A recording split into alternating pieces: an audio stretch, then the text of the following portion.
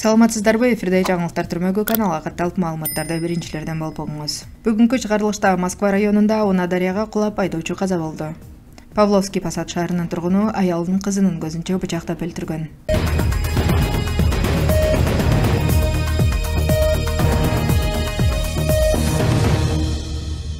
Урматтуу Москва шаарындагы мекендештер, жердештер, эгерде сиздердин документиңиздердин мөөнөтү бүтүп, Москва Казакстан кирди чыкты кылуу үчүн тажрыйбалуу айдоочуларды издеп жаткан болсоңуздар, анда мен сиздерге Бакыт агамды сунуштайм.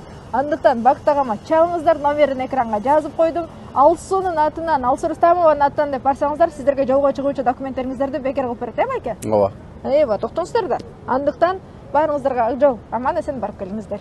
Москва районунда Уна дарыяга кулап айдоочу каза болду. Москва районунда катуу ылдамдыкта келе жаткан Уна чагылганды бузуп дарыяга учуп кеткен. Айдоочу каза болгонун kr.ru маалымат булагы билдирди.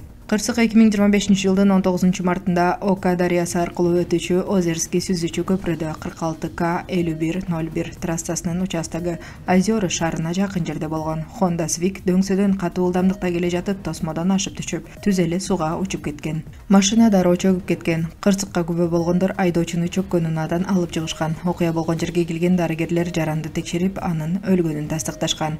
Айдоочу 41 жашта болгон. Учурда окуянын бардык чоо жайы такталууда. Жергиликтүү тургундардын айтымында бул Озерский көпүрөсүндөгү биринчи окуя эмес.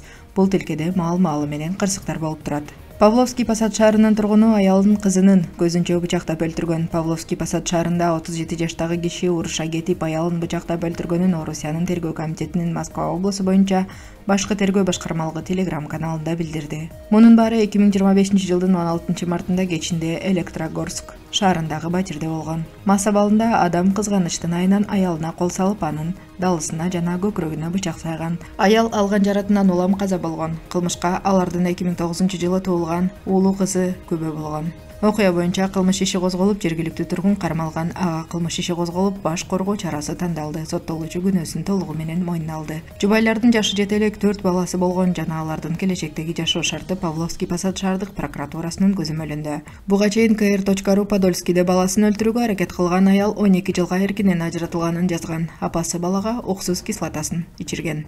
Кабарлар официалдуу МВД Россия сайтынан алынды.